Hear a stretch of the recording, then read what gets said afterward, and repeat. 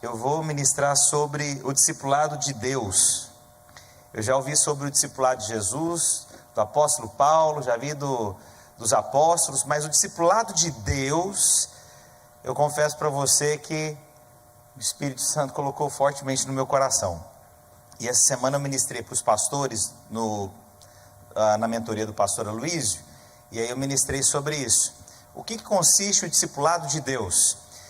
E antes de falar do discipulado de Deus, eu vou falar que é necessário que a gente tenha uma estabilidade primeiro em algumas áreas, e tem a ver com você e comigo, e é sobre isso que eu vou ministrar. Você tem um coração para isso? Deus, eu libero esse ambiente de vida entre nós, em o nome do Senhor Jesus Cristo. Gênesis capítulo 1, a Bíblia diz que a terra estava sem forma e vazia. E é interessante que antes de estabelecer o homem, ele estabelece fundamentos, ele traz consistência, ele traz realidade, ele traz luz onde havia trevas, ele traz firmamento, ele traz luzeiros, ele traz a água. Por quê? Porque antes do homem ser estabelecido, é necessário que você traga estabilidade na vida aonde você vai trazer.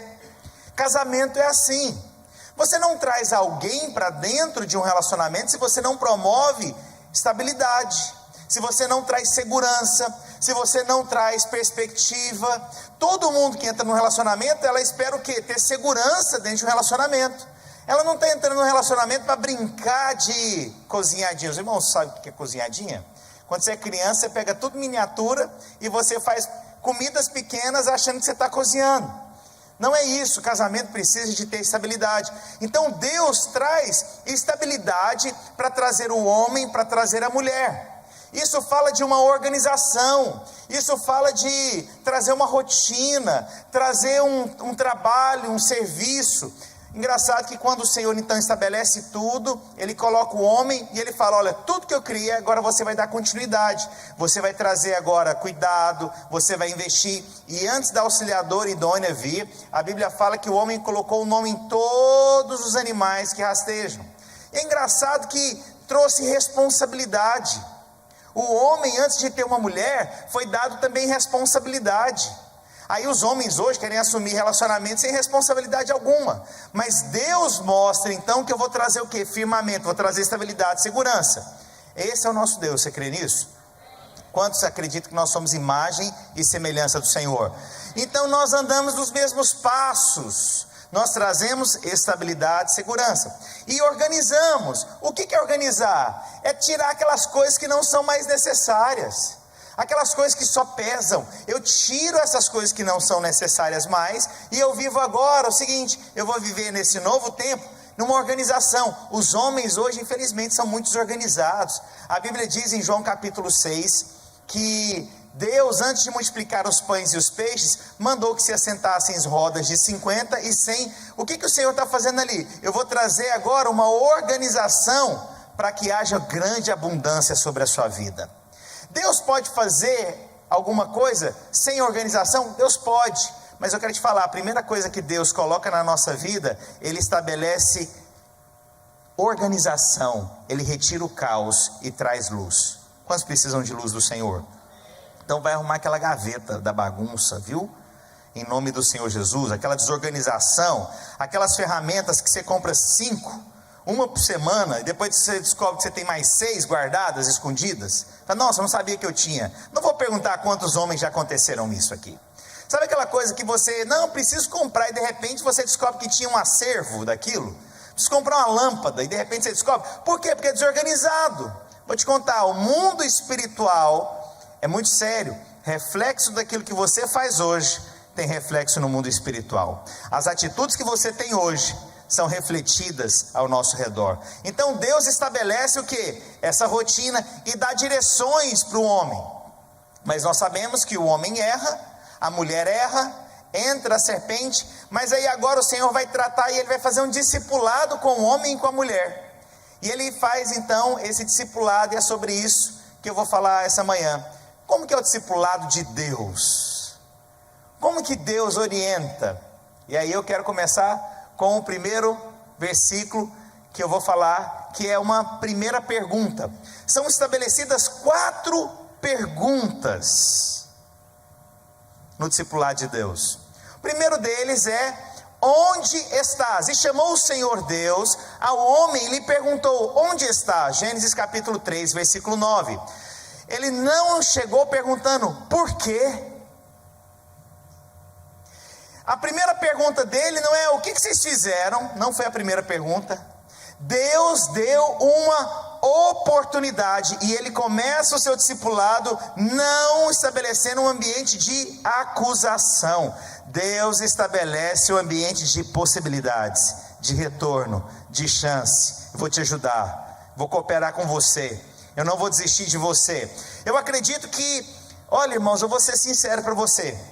Se nós entrássemos num ambiente de acusação na falha de alguém, muitas pessoas não seriam levantadas, muitas pessoas não seriam reconhecidas. Por quê? Porque ao invés de sermos instrumentos de Deus, somos muitas vezes instrumentos do inimigo. Nós tiramos a oportunidade de grandes homens de Deus serem levantados. Por quê? Porque nós entramos no ambiente de acusação, mas Deus já manifesta aqui, irmãos, graça, bondade. Eu vou dar oportunidade. Aonde que você está, Adão?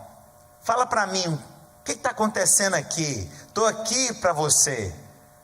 Deus sabia, Deus estava vendo aonde ele estava, mas a pergunta parece que não é coerente com a situação. Mas isso mostra o coração de Deus, coração generoso, coração que dá oportunidade, um coração que não traz acusação. A pergunta não é por quê?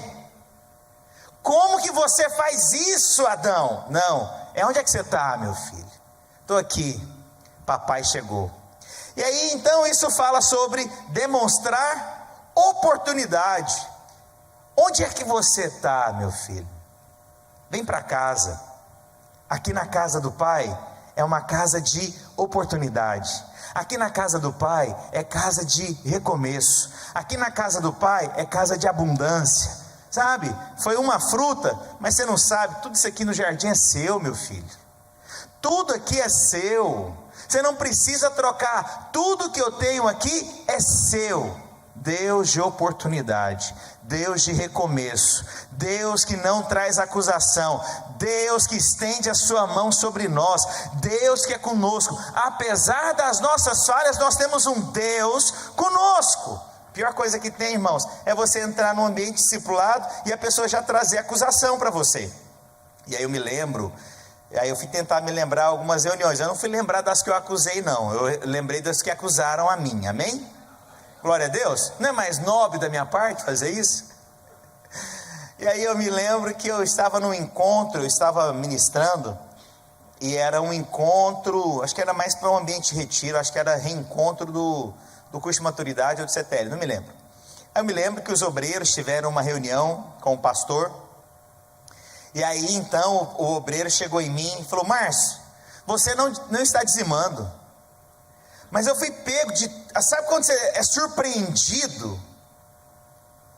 Assim, eu fiquei meio perplexo, eu nunca tinha sido perguntado dessa forma, e assim, eu não tinha muito tempo de conversão, eu não sabia como que funcionava a vida da igreja. Mas o irmão não me deu a oportunidade. Ele não perguntou assim: Márcio, você está passando alguma dificuldade? Você está precisando de alguma ajuda, Márcio? Mas por quê?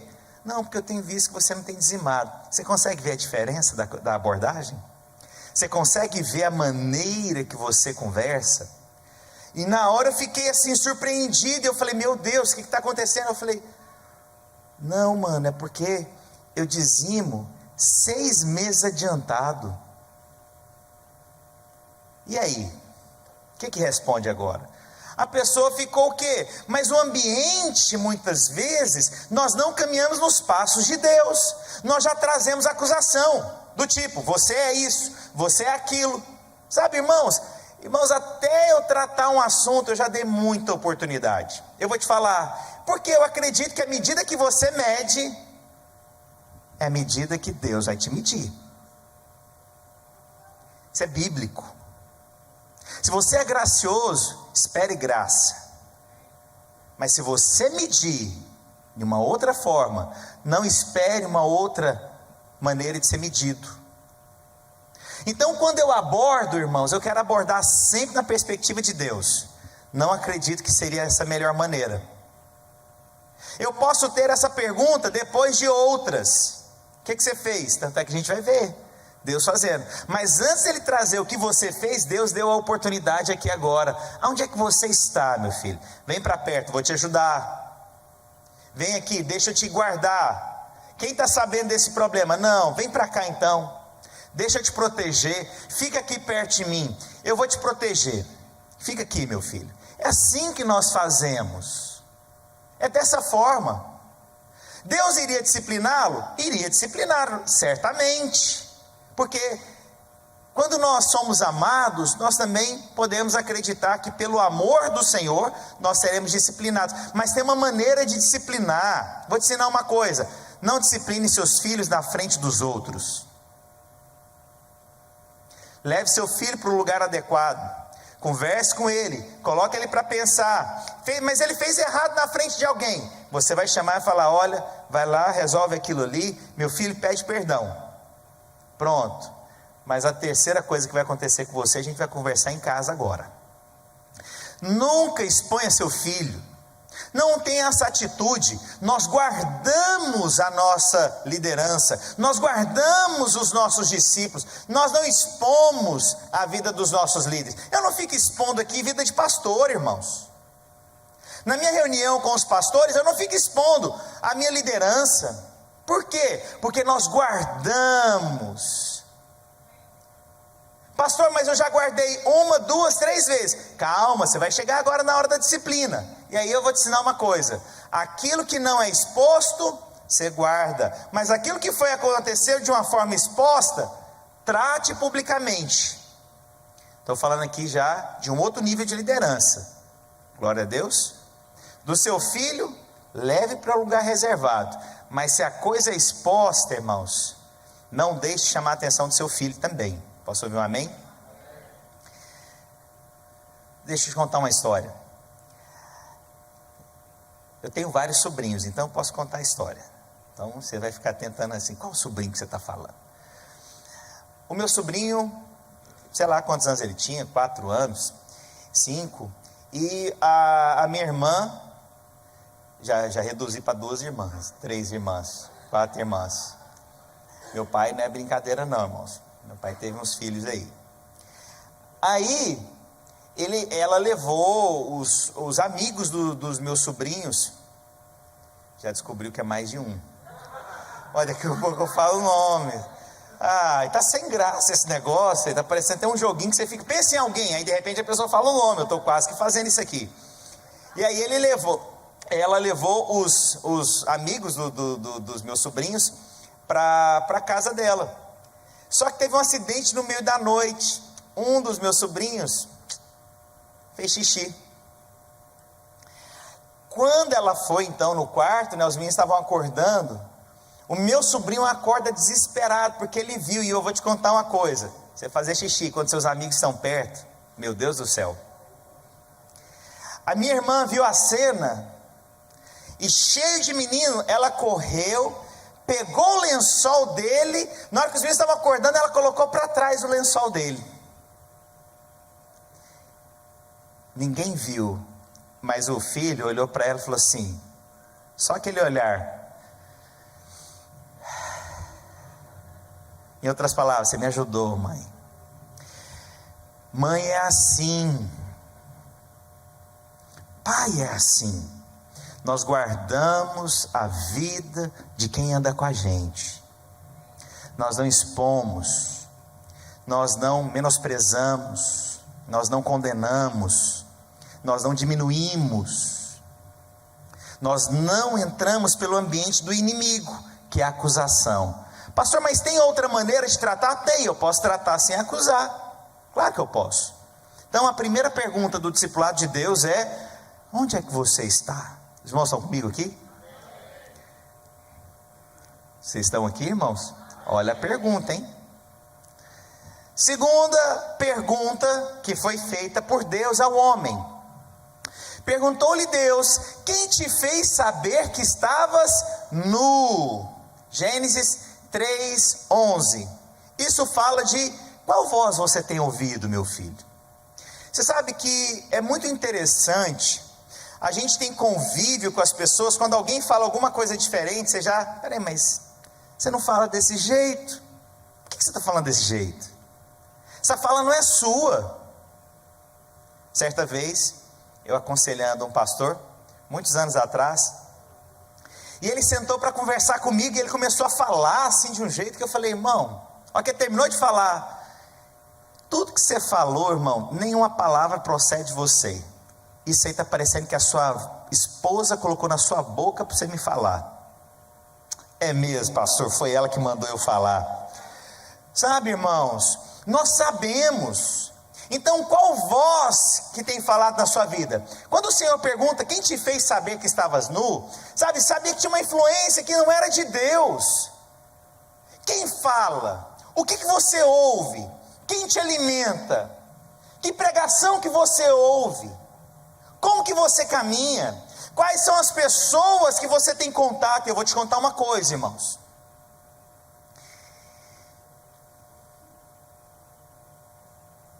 É normal, saudável e é um indicativo que você tenha expressões de quem você se espelha. É normal, saudável, e Paulo fala, olha, pode me imitar. Então você veja Pedro, quando Jesus então, aprisionado já, as pessoas olharam para Pedro e falou assim, certamente é um deles, porque você fala como um deles. Eu gosto mais da tradução em inglês, da expressão em inglês. Você tem um accent, você tem um sotaque igual aos deles, então certamente anda com eles. Aí nós sabemos toda a história. É normal, saudável, que você tenha, estou falando que você seja um clone, não, mas que você tenha alguma expressão, use uma palavra, caminhe, fale, ou gesticule, ou tenha alguma coisa que te lembra. Isso mostra que você está conectado. Não tem problema nenhum nisso, não é vergonhoso, amém? Quem fala na sua vida te influencia, quem fala na sua vida te alimenta. Cuidado com as muitas vozes na internet. Eu vou te contar uma coisa, há pessoas que eu não sigo. Por quê? Porque eu não quero ser influenciado. Eu não quero perder o tempo da minha vida com coisas que eu sei que não faz parte do contexto que eu quero viver. Eu quero ser influenciado pelos homens de Deus que eu caminho. Eu quero ser influenciado por esses pastores nos Estados Unidos e no Canadá que eu caminho. Eu quero ser influenciado pelo pastor Aloísio. Eu quero ser influenciado pela mesa do conselho apostólico. Esses homens é que eu decidi me espelhar. Agora, se não te alimenta, se não te acrescenta, tem um problema. É impossível você querer caminhar com alguém e falar para a pessoa, não, de você eu não quero me alimentar, você não é o meu pastor. Então, irmãos, não pode caminhar. Você tem que achar alguém que te alimente, você tem que achar alguém que você vai ser inspirado. Por quê? Porque esse é o evangelho. Esse é o evangelho. Se você vê Pedro, a maneira que ele conversa nos evangelhos, a maneira que ele vai escrever lá no final, você percebe Pedro falando mais para frente, você vê uma influência de Paulo na vida de Pedro. Ele mudou. Por quê? Era um homem inculto e letrado, de repente é influenciado por Paulo. Se você não consegue ser influenciado com quem você caminha, eu vou te falar, o problema não é quem te ensina, o problema é você que tem recebido. Se você não é capaz de falar, o que essa pessoa falou é de Deus, eu me submeto, você não pode caminhar com essa pessoa. Isso é muito sério, irmãos. Glória a Deus. É bom que eu preguei para pastores, está fresquinho o que eu estou falando aqui. Fresquinho, irmãos. O que eu recebi de mensagem depois por causa dessa ministração foi de Deus demais. Então você tem que se abrir sim.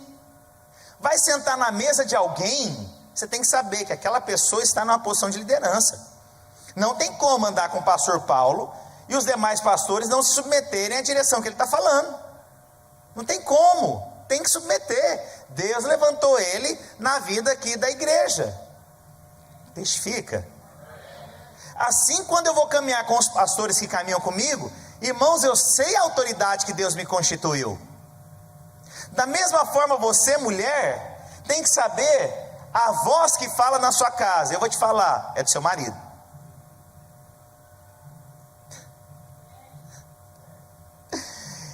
Engraçado que nas minhas pregações sempre tem um amém michuruca de vez em quando, vazio, e é geralmente quando eu falo alguma coisa, é minha esposa aqui solitária falando. Posso ouvir um amém das irmãs? Posso ouvir um amém dos homens? Glória a Deus. Sabe de uma coisa? Até casal, o convívio do casal, ele começa a ser semelhante em algumas coisas, vai começando as mesmas manias, começa os mesmos gostos, vai mudando. Quantas vezes eu vi a Gisele falando coisas, falei, gente, parece até comigo, sério, e vice-versa, porque o relacionamento é uma via dupla, tanto eu dou quanto eu recebo. Há coisas que eu faço que eu falo, nossa, mas pareceu até Gisele, só não aprendi hoje, gostava até de arroz doce, mas o restante eu estou firme, não estou, amor? Glória a Deus. E não como tanto quanto você, não é, amor? Posso contar para os irmãos? Irmãos, vocês já viram aquele sanduíche do Marcos?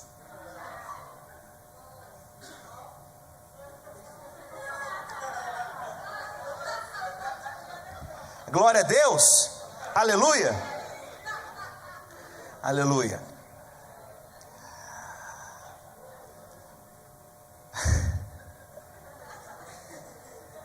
Aleluia aqui, irmãos, vocês estão comigo? Orem por mim, irmãos, o inimigo está furioso hoje. Minha esposa tem isso não, irmãos. Eu estava no lugar ontem, minha esposa acabou de comer uma pratada lá, passou um pouquinho, estou com fome, estou até com dor de cabeça. Falei, meu Deus, menino. Glória a Deus. Irmãos, eu estou há 5 dias comendo maçã. Pensa se eu estou com fome agora. Aleluia. Terceira pergunta de Deus: comeste da árvore de que te ordenei que não comesses? Agora a minha pergunta é para mostrar agora que as suas escolhas têm consequência. Mostre numa reunião de discipulado, mostre na vida de alguém que as escolhas têm consequências. Se você não mostra que as escolhas têm consequências, você não está sendo um bom discipulador. As escolhas que você faz vai limitar o seu ministério. As escolhas têm consequências. A escolha do pecado tem consequência. A escolha da agressão tem consequência. A escolha de uma vida natural tem consequência. A escolha de caminhar na vida da igreja tem consequência. Tudo que você vai fazer tem uma escolha e uma consequência. Comeste da árvore que te ordenei que não comesses. Peraí, você comeu, você sabe a consequência disso? Você sabia já que se comesse, você ia morrer. E agora alguma coisa vai ter que ser sacrificada aqui. A intimidade vai perder, eu não venho mais a viração do dia. Perdeu, sua escolha teve consequência. Os meus filhos, quando escolhem alguma coisa, tem consequência. Quando você escolhe alguma coisa, tem consequência. Sua vida espiritual, a sua escolha vai ter consequência. Não tem neutralidade. As escolhas que você tem feito vai trazer consequência na sua vida, positivas ou negativas, com grandezas ou com perdas,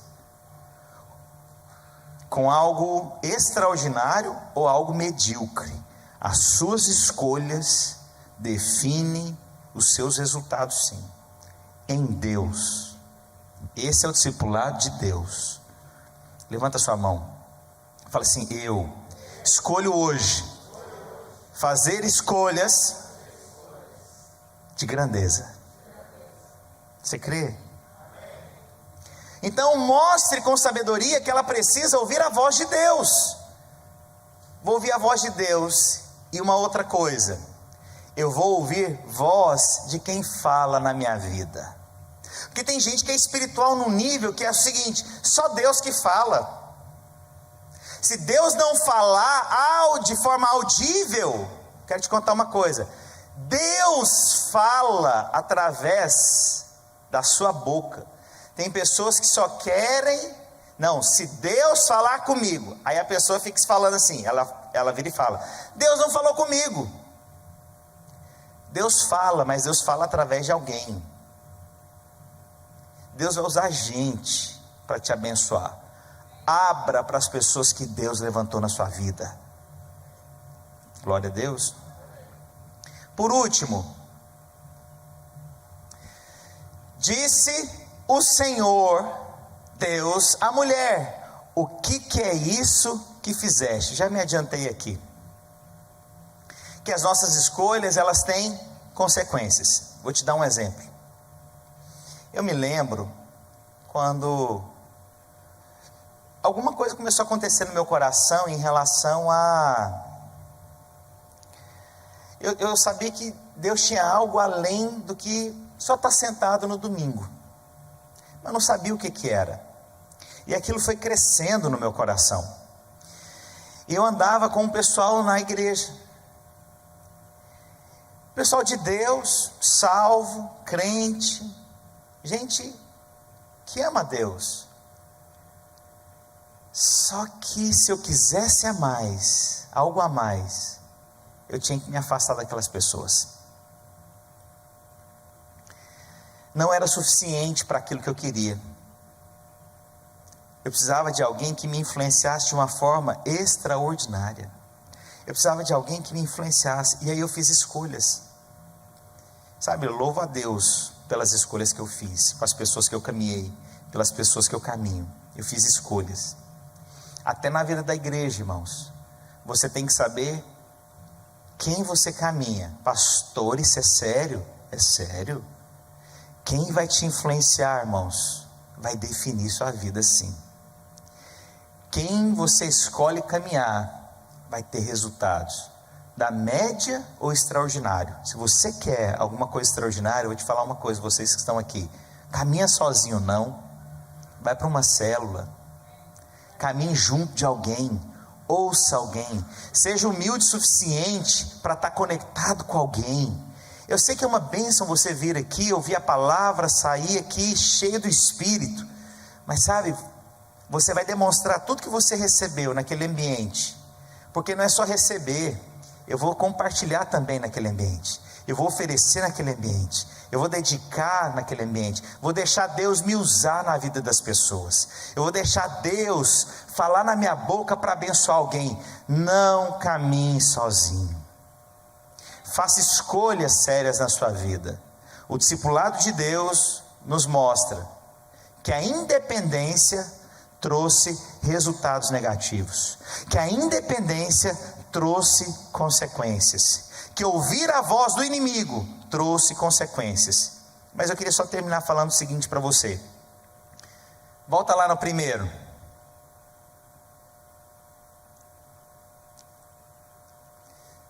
Dê oportunidade para quem erra. Dê oportunidade. Você desiste do seu filho? Por que você desiste das outras pessoas? Desiste não. Não desiste. Eu tenho um grande amigo meu hoje, o Arlan. Já contei a história dele. Ele, na minha reunião, na primeira ou segunda reunião de discipulado, ele foi me confrontar. E eu não queria que eles viajassem solteiros. E eles estavam programando uma viagem para o Nordeste. Um monte de homem e mulher, tudo solteiro. Tem noção o que vira um negócio desse? E aí eu falei: olha, irmãos, eu não quero que vocês viajem sozinhos, eu quero que tenha pelo menos um casal, para dar segurança para vocês. O que eu estou fazendo, irmão? Você acha que eu não tenho mais nada? Vou ficar cuidando da vida dos outros de jeito? Isso é amor, não é? Um casal para proteger. Aí ele, na reunião de discipulado, a hora que ele começou a balançar a cabeça, eu falei: Arlan, não fala o que você está pensando, irmão. Ele olha para o lado, ele olha para o outro, e lotada a minha sala de discípulo. Arlan, não fala. Não, se for para ser desse jeito, eu prefiro não liderar. Falei, irmão, você falou. Irmãos, reunião nossa parou. Só Arlan, só você fica. Liberei todo mundo. Falei, Arlan, você não consegue perceber que o que eu estou fazendo é amor? Estou te resguardando. Estou resguardando seu ministério, meu irmão. Estou resguardando o que Deus vai fazer na sua vida. Se você cai aí agora, você tem noção o tempo que você vai demorar a voltar para o trilho? O que você está fazendo? E outra coisa, você foi boca de outra pessoa, isso não é o seu coração. É verdade, pastor? Aí eu falei, agora a gente tem um problema para resolver.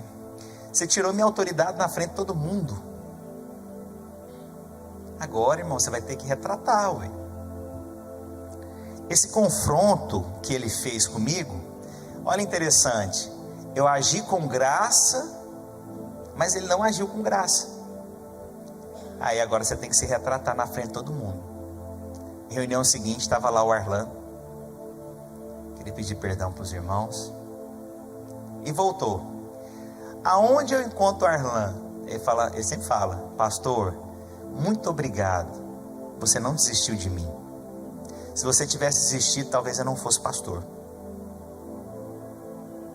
Se você tivesse desistido, talvez eu não estivesse aqui hoje. Obrigado, você não desistiu de mim. Esse é o papel que eu acredito, irmãos. Nós damos oportunidade, amém? Fulano errou. Dá oportunidade, resguarda, segura na mão. Vai lá, resolve o problema com a pessoa, mas não abandona não. Segunda pergunta. Quem te fez saber que estavas nus? Cuidado com as muitas vozes. Muito cuidado. Você tem que saber quem fala na sua vida. A terceira pergunta. Comeste da árvore que te ordenei que não comesses? Mostra a pessoa para ouvir a voz de Deus. Como que Deus fala? Deus fala através de gente. Deus fala através de pessoas. Deus fala de formas extraordinárias também. Mostre para a pessoa que ela precisa ouvir Deus. E a última pergunta. Disse o Senhor Deus à mulher: que é isso que fizeste? Agora mostra que a escolha tem consequência. A escolha tem consequência. Não tem neutralidade no mundo espiritual. Suas escolhas têm consequências. Vamos orar. Deus, eu quero abençoar aqui hoje. Nós queremos andar no caminho do Senhor, nos teus passos, ó Deus. O Senhor nos mostra o discipulado segundo Deus, o teu padrão de excelência, o teu padrão que cuida, que nos instrui, o teu padrão que nos orienta, o teu padrão que nos abençoa. Senhor Deus, nós queremos ser graciosos.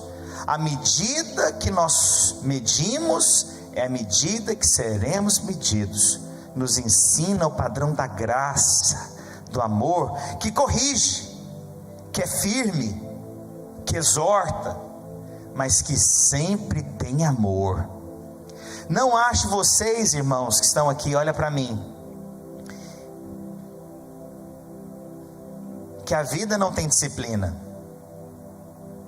Não ache que discipulado não tem disciplina.